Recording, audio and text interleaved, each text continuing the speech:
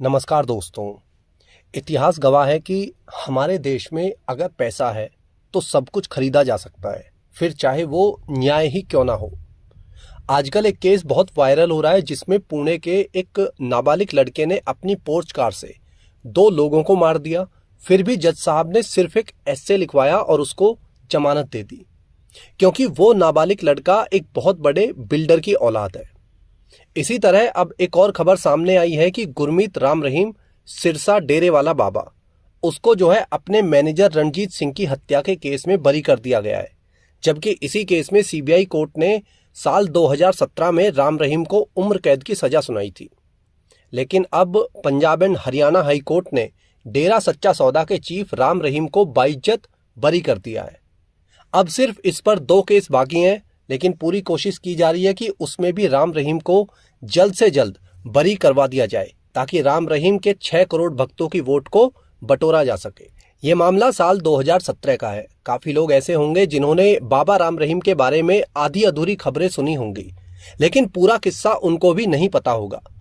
जिन लोगों को बाबा राम रहीम की पूरी कहानी पता है वो इस वीडियो को यहीं पर छोड़ सकते हैं। जिन्हें बाबा राम रहीम की पूरी कहानी जाननी है वो वीडियो में बने रहें।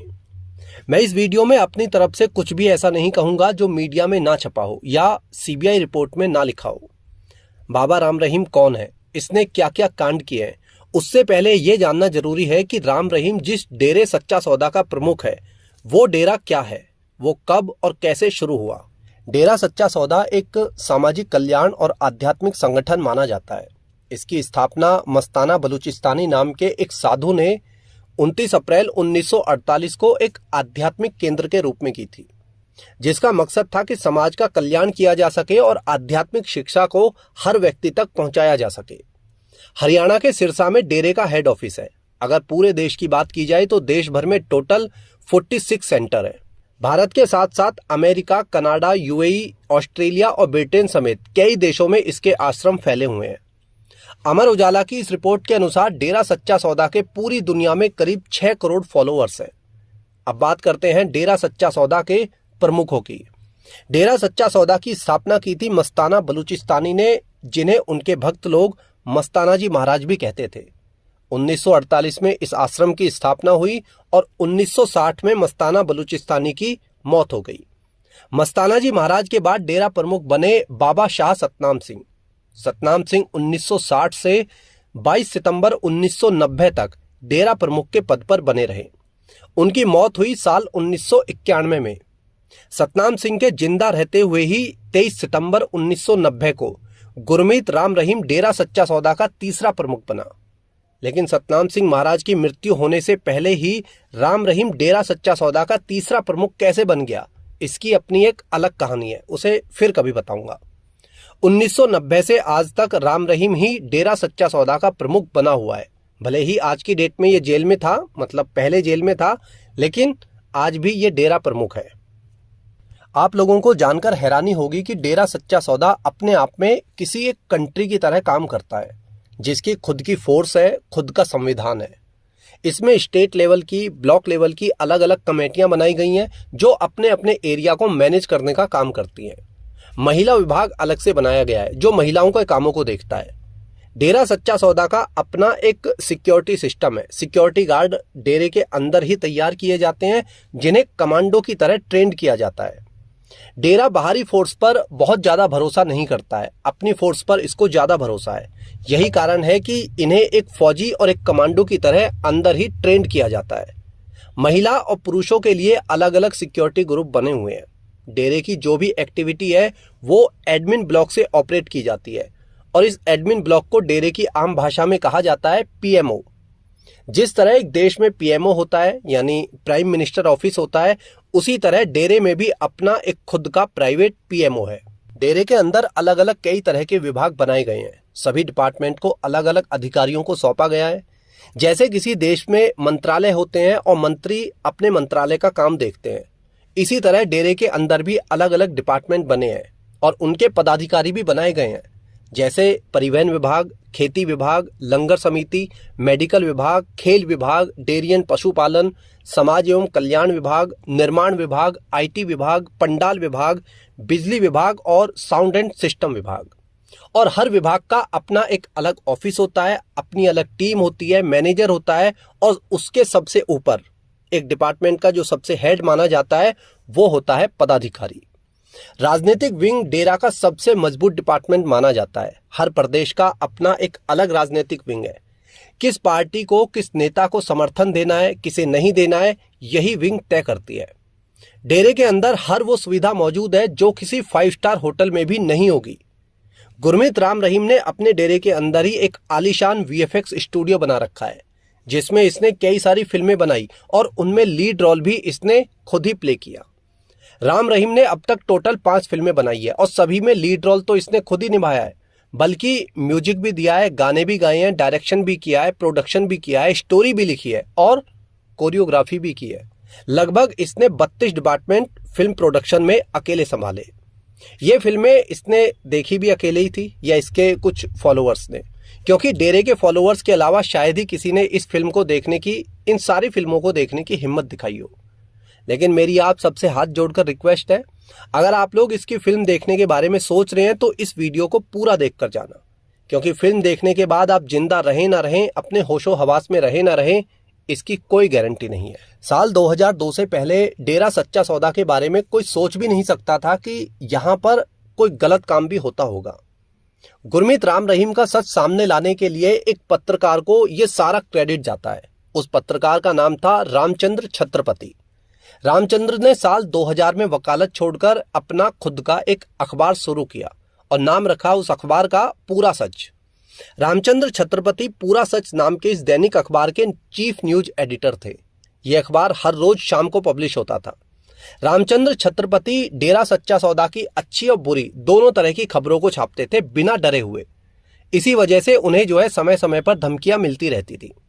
साल 2002 में रामचंद्र छत्रपति को एक गुमनाम चिट्ठी मिलती है, जिसमें डेरे में साध्वियों के यौन शोषण की बात लिखी हुई थी।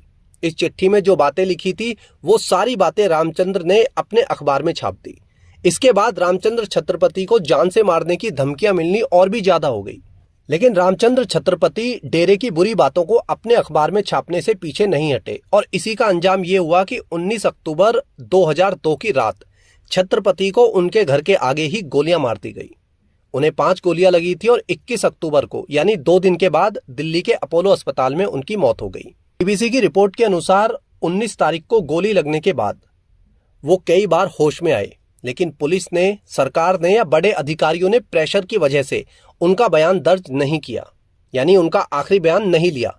छत्रपति के बेटे अंशुल छत्रपति ने कोर्ट में याचिका दायर की थी कि सीबीआई जांच कराई जाए, क्योंकि वो पुलिस की जांच से संतुष्ट नहीं है। और मजे की बात यह है कि उनकी मांग को ठुकरा दिया गया था। छत्रपति के बेटे ने हरियाणा सरकार से भी सीबीआई जांच की मांग की थी, लेकिन चौटाला सरकार ने भी सीबीआई जांच कराने से साफ इनकार कर दिया था। आप सोचिए कि यह केस कितना बड़ा होगा कि जब एक राज्य का मुख्यमंत्री खुद ही उस फ्रॉडी का, उस आरोपी का साथ दे रहा हो। अंशुल ने बताया कि मैं उस समय सिर्फ 21 साल का था, मुझे नहीं पता था कि इंसाफ पाने के लिए मुझे कहां जाना चाहिए। पुलिस ने एफआईआर में डेरा प्रमुख राम रहीम का नाम तक शामिल नहीं किया था। स्वराज इंडिया पार्टी के नेता योगेंद्र यादव ने रामचंद्र छत्रपति से उस समय मुलाकात की और उन्होंने एफबी पर बताया कि रामचंद्र छत्रपति से उनकी उस समय क्या क्या बातें हुई थी। रामचंद्र छत्रपति ने बताया कि हमने साध्वी की चिट्ठी छाप दी, उससे बाबा राम रहीम बौखला गया था।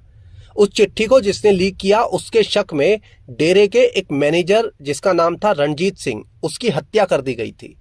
इसी रणजीत सिंह की हत्या के आरोप में 3-4 दिन पहले राम रहीम को बरी किया गया है। रणजीत सिंह की हत्या हुई थी 10 जुलाई 2002 को और रामचंद्र छत्रपति का मर्डर हुआ 19 अक्टूबर 2002 को। जुलाई से लेकर अक्टूबर 2002 तक रामचंद्र छत्रपति इंसाफ के लिए दर दर भटकते रहे। उन्हें लगातार धमकियां मिलती रही, लेकिन राज्य सरकार या केंद्र सरकार की तरफ से उन्हें कोई भी मदद नहीं मिली। रंजीत सिंह का पूरा परिवार डेरे से जुड़ा हुआ था। रंजीत के माता पिता के अलावा उनकी 2 बहनें भी डेरे में साध्वी बनी हुई थी। रंजीत सिंह जो कि बाबा का मैनेजर था। दैनिक भास्कर की रिपोर्ट के अनुसार साध्वी यौन शोषण मामले की चिट्ठी मामले में डेरे के मैनेजमेंट को शक था कि रंजीत ने ही अपनी बहन से वो चिट्ठी लिखवाई है। रंजीत पर आरोप लगाए गए तो रंजीत ने डेरे से अपने मैनेजर के पद से इस्तीफा दे दिया। इस्तीफा देने के बाद भी रंजीत को डेरे वापस बुलाया गया, धमकी देकर उससे पूछा गया, लेकिन उसने साफ साफ मना कर दिया कि उन चिट्ठी से उसका कोई लेना देना है। डेरे ने कहा कि वो अपनी शिकायत वापस ले ले, लेकिन रंजीत ने हर बार यही कहा कि उनका उस चिट्ठी से कोई लेना देना नहीं है। इसके बाद 10 जुलाई 2002 को रंजीत सिंह की गोली मारकर हत्या कर दी जाती है। अमर उजाला के अनुसार पुलिस जब जांच कर रही थी तो डेरा प्रमुख राम रहीम का किसी भी एफआईआर में नाम नहीं था। रंजीत सिंह के बेटे जगसीर सिंह, उन्होंने जो है जनवरी 2003 में हाई कोर्ट में एक याचिका दायर की कि वो पुलिस की जांच से संतुष्ट नहीं है और सीबीआई की जांच कराए। साल 2003 में बहुत सारी मशक्कतों के बाद, बहुत सारी दर-दर ठोकरें खाने के बाद, मीडिया में केस आने के बाद हाई कोर्ट ने मुश्किल से सीबीआई जांच को स्वीकार किया। एक तरफ पंजाब एंड हाई कोर्ट ने रंजीत सिंह के बेटे की याचिका पर सीबीआई जांच के आदेश तो दिए, दूसरी तरफ हाई कोर्ट सरकार के दबाव में पत्रकार रामचंद्र के बेटे की सीबीआई जांच को खारिज कर दिया था। ये दोनों केस एक साथ हुए। इन घटनाओं से समझा जा सकता है कि इस केस में पुलिस, हाई कोर्ट, हरियाणा सरकार और यहां तक कि केंद्र सरकार कितनी ज्यादा दबाव में थी। इस केस से सरकारें इतनी ज्यादा डरी हुई थी कि न सिर्फ हरियाणा सरकार बल्कि अटल बिहारी वाजपेयी की सरकार भी इस मामले में सीधे सीधे दखल देने से डर रही थी। जबकि 2002 की वो चिट्ठी Punjab and Haryana high court और पीएमओ ऑफिस दोनों जगह भेजी गई थी।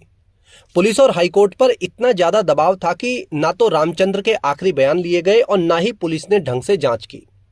2003 में जब सीबीआई जांच के आदेश हुए तो डेरा सच्चा सौदा के 4 लोगों पर एक एफआईआर दर्ज हुई, लेकिन तब भी राम रहीम का नाम इसमें शामिल नहीं किया गया। राम रहीम का नाम उसके ड्राइवर खट्टा सिंह के बयान के आधार पर साल 2006 में जोड़ा गया। साल 2007 में कोर्ट ने आरोपियों पर आरोप तय कर दिए। इन आरोपों में हत्या, अपहरण, यौन शोषण, बलात्कार और ब्लैकमेलिंग जैसे कई गंभीर आरोप शामिल थे। इसके बाद केस का ट्रायल शुरू हुआ और केस चला साल 2017 तक। साल 2003 में जब यह केस सीबीआई के पास गया और साल 2017 तक जब इस केस में सजा हुई, तब तक राम रहीम अग्रिम जमानत पर बाहर था।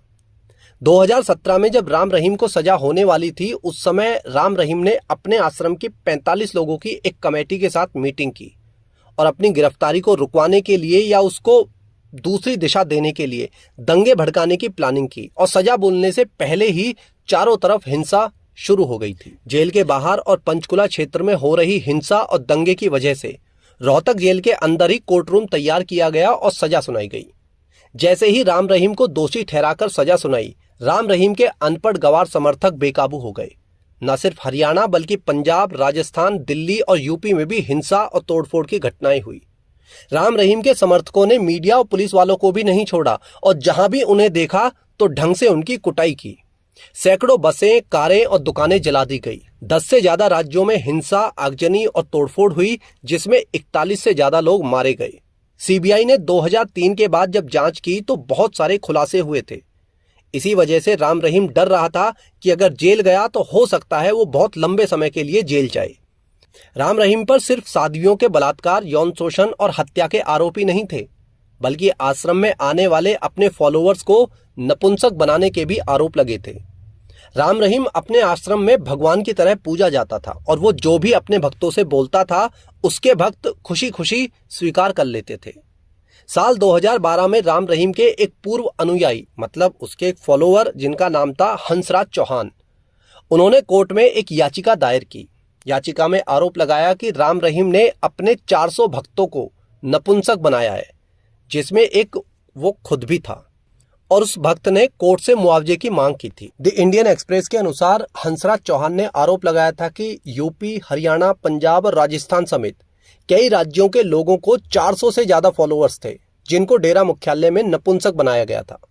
क्योंकि डेरा प्रमुख यानी राम रहीम ने झूठा वादा किया था कि अगर वो नपुंसक बनते हैं तो उन्हें ईश्वर की प्राप्ति जल्दी होगी। ये सिर्फ एक मामला था जो हंसराज चौहान के सामने हुआ था, जिसमें 400 लोगों को एक साथ नपुंसक बनाया गया था। इसके अलग भी सैकड़ों श्रद्धालुओं को ईश्वर मिलने के नाम पर नपुंसक बनाया जाता रहा है। नपुंसक बनाने के पीछे राम रहीम का शातिर दिमाग था। नपुंसक बनाने के बाद बाबा अपने श्रद्धालुओं के पूरे परिवार की औरतों को अपने आश्रम में रख लेता था और फिर उनकी ढोलक बजाता था। कितने ही केस ऐसे थे जब राम रहीम ने अपने श्रद्धालुओं की जमीनों को कब्जा लिया और उनको अपने नाम लिखवा लिया। 2 विक्टिम ने राम रहीम के इस खेल के बारे में पोल खोली थी। इनमें से एक था हंसराज चौहान और दूसरा था नवकिरण। अमर उजाला के अनुसार नवकिरण ने बताया कि साल 2002 में श्री गंगानगर स्थित डेरे के अस्पताल में उसे नपुंसक बनाने के लिए मजबूर किया गया। असल में इन लोगों को नपुंसक बनाने के बाद गिटार इसलिए दिया गया था कि बेटा तेरा नेचुरल गिटार तो हमने ले लिया, अब तू इस टुनटुने से खेलता रहे और अपना मन बहलाता रहे। इसके बाद हंसराज ने कहा कि नपुंसक बनने के बाद मैंने महसूस किया कि ये एक अमानवीय कृत्य है, जिसके कारण मेरी बॉडी में बहुत सारे चेंजेस होने शुरू हो गए। तब जाके मैंने डेरा छोड़ा, लेकिन कोई फायदा थोड़ी था उसके बाद। हंसराज ने बताया कि लोगों को नपुंसक बनाने के पीछे एक और कारण था। राम रहीम का मानना था कि अगर लोगों को नपुंसक बना दिया जाएगा तो वो कभी भी डेरे को छोड़कर नहीं जाएंगे, और ऐसे लोगों के नाम पर डेरा 2 नंबर की बेनामी संपत्ति करवाता था। पहले प्रॉपर्टी ऐसे लोगों के नाम करवाई जाती थी और फिर उस प्रॉपर्टी को डेरे के नाम पर करवा लिया जाता था, और कोई अगर फिर भी भागने की या किसी को बताने की कोशिश करता था तो उसे रातों रात गायब कर दिया जाता था। डेरे के बाकी लोगों का मानना था कि जो लोग गायब हुए थे, जो कि हर साल, हर महीने, हर हफ्ते गायब होते रहते थे, उन्हें खत्म करके कहीं दूर फेंक दिया जाता था या दबा दिया जाता था। आश्रम के अंदर कई गुफाएं बनी हुई थी जिनमें राम रहीम अय्याशी करता था। लड़कियों को राम रहीम के पास ले जाने की जिम्मेदारी मुख्य रूप से हनीप्रीत की होती थी। हनीप्रीत कथित रूप से राम रहीम की एडॉप्टेड डॉटर है, जो साल 1996 से राम रहीम के आश्रम में ही रह रही है, जब वो सिर्फ 16 साल की कुंवारी कन्या थी। हनीप्रीत के माँ बाप भी डेरे वाले राम रहीम के भक्त थे। न्यूज 18 की रिपोर्ट के अनुसार हनीप्रीत राम रहीम के साथ उसके बेड पर सोई थी, तो वो उसकी मुंह बोली बेटी नहीं हो सकती है। खैर, हनीप्रीत की लव स्टोरी किसी और वीडियो में सुनेंगे, अभी बात राम रहीम की। तो लड़कियों को राम रहीम के पास ले जाने की पूरी जिम्मेदारी होती थी हनीप्रीत की। दैनिक भास्कर की इस रिपोर्ट के अनुसार बाबा न्यूड होकर लड़कियों से अपनी मालिश करवाता था। वन इंडिया की इस रिपोर्ट के अनुसार राम रहीम सत्संग के दौरान ही लड़की को पसंद कर लेता था कि रात उसको किस लड़की के साथ में बितानी है, और फिर हनीप्रीत को SMS करके वो इन्फॉर्म करता था। वन इंडिया की इस दूसरी रिपोर्ट के अनुसार राम रहीम एक अलग तरकीब निकालकर वर्जिन लड़की को सेलेक्ट करता था हर रोज, जिसमें हनीप्रीत उसकी मदद करती थी। फिर हनीप्रीत लड़की को राम रहीम की गुफा में लेकर जाती और वहां पर राम रहीम उन महिला साध्वियों के साथ में अय्याशी करता था। CBI ने राम रहीम की गिरफ्तारी के बाद जब आश्रम की लड़कियों से पूछताछ की तो उसमें और भी कई बड़े खुलासे हुए। जो लड़की रात में राम रहीम की गुफा में रहती थी, फिर रात भर उसके साथ में राम रहीम रेप करता था। जब वो बाहर निकलती थी तो बाकी लड़कियां उसे देखती थी। दैनिक भास्कर की इस रिपोर्ट के अनुसार गुफा से रोते हुए बाहर आई बहुत सारी साध्वियां। राम रहीम के जीवन में इतने विवाद हुए, लेकिन पुलिस की कभी भी इतनी हिम्मत नहीं हुई कि राम रहीम पर हाथ भी डाल सके। BBC की इस रिपोर्ट के अनुसार चुनाव के समय राजनीतिक पार्टियां डेरा से सौदा करती हैं। साल 2002-2004 में जब ये विवाद शुरू हुआ, तब हरियाणा में इंडियन नेशनल लोकदल पार्टी की सरकार थी और चौटाला मुख्यमंत्री थे। उस समय हरियाणा सरकार ने खुलकर राम रहीम का समर्थन किया 2003 में, और पत्रकार छत्रपति का अंतिम बयान तक दर्ज नहीं होने दिया। यही नहीं, CBI जांच में भी सरकार ने रोड़े अटकाए थे। इसी तरह BBC की रिपोर्ट में आगे लिखा है कि कांग्रेस की हुड्डा सरकार ने भी खुल्लम खुल्ला राम रहीम को VIP ट्रीटमेंट दिया और 2009 में राम रहीम के समर्थन में लोकसभा चुनाव भी जीता। यानी साल 2009 में राम रहीम ने कांग्रेस को समर्थन दिया था। इसी तरह साल 2014 में BJP ने राम रहीम के समर्थन से चुनाव जीता।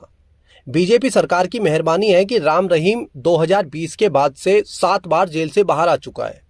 2024 के लोकसभा चुनाव में भी राम रहीम ने खुलकर भाजपा को सपोर्ट किया है।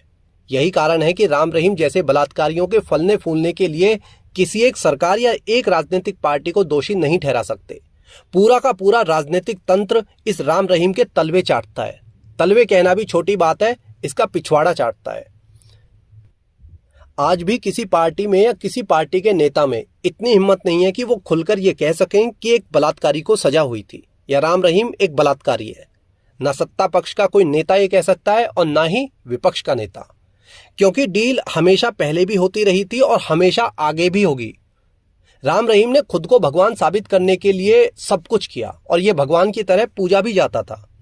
साल 2007 में राम रहीम ने सिखों के गुरु गोविंद जी की नकल की, जिस पर बहुत ज्यादा विवाद हो गया था।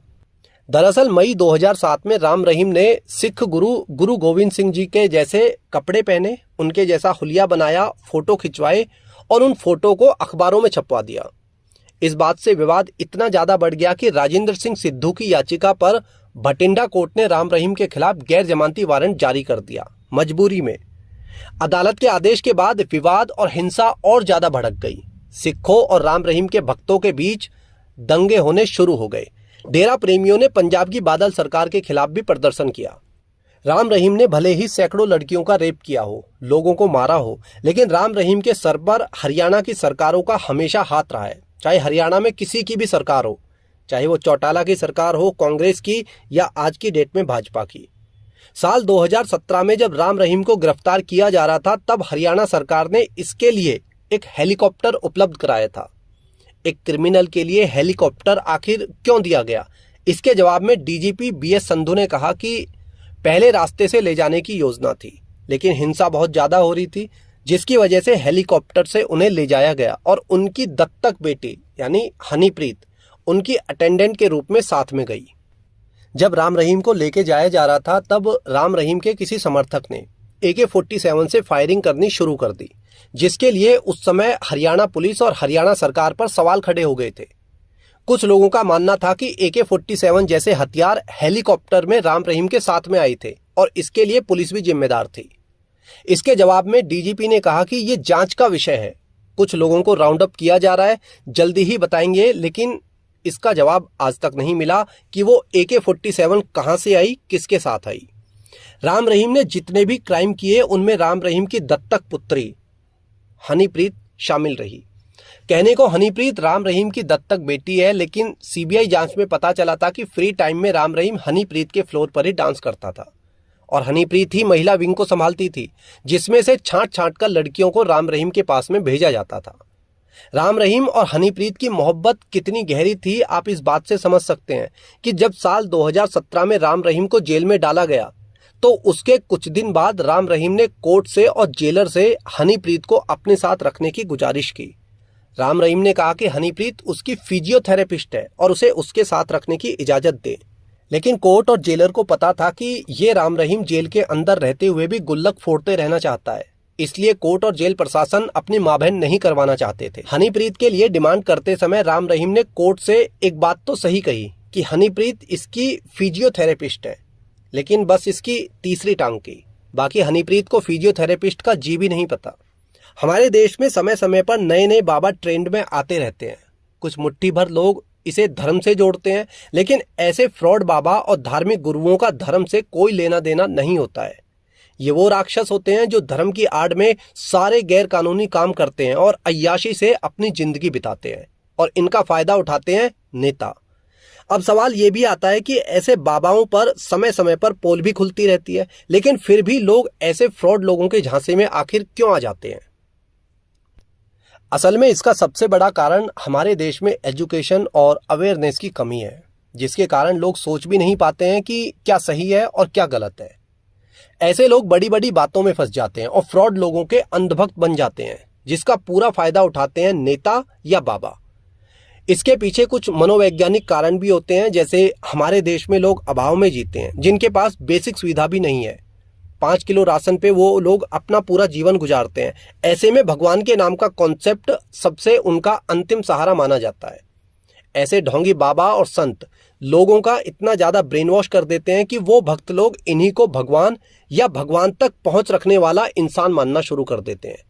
उन्हें लगता है कि उन्होंने जो उम्मीद रखी थी या जो बेरोजगारी है, जो आर्थिक परेशानियां हैं, उसको सुलझाने के लिए यही बाबा असली समाधान है। अभाव, परेशानी और मुसीबत से घिरे हुए इंसान की आखिरी उम्मीद होती है यही तथाकथित भगवान। वैसे भी हमारे देश में धार्मिक व्यक्ति के लिए भगवान जो है सवालों से, संदेह से और गलती से परे होता है, और इस आस्था की वजह यह है इंसानों में पीढ़ी दर पीढ़ी भगवान, अल्लाह या जीसस का डर फैलाया जाता है, जिसकी वजह से भारतीय लोग जो है जल्दी इमोशनल हो जाते हैं। उनको लगता है यार धार्मिक बात है, धर्म की बात है, तो वो जल्दी से विश्वास भी कर लेते हैं। उनका सबसे बड़ा शिकार होती है औरतें। जिस घर की औरत अंधविश्वासी होती है, तो उस घर में धीरे धीरे कम या ज्यादा अंधविश्वास फैलना शुरू हो जाता है। खैर, अभी इस वीडियो में इतना ही। आप सभी से गुजारिश है कि ऐसे फ्रॉड बाबाओं के चक्कर में ना पड़े और इन बाबाओं को फलने फूलने का कोई मौका ना दें। जय हिंद, जय राम जी की।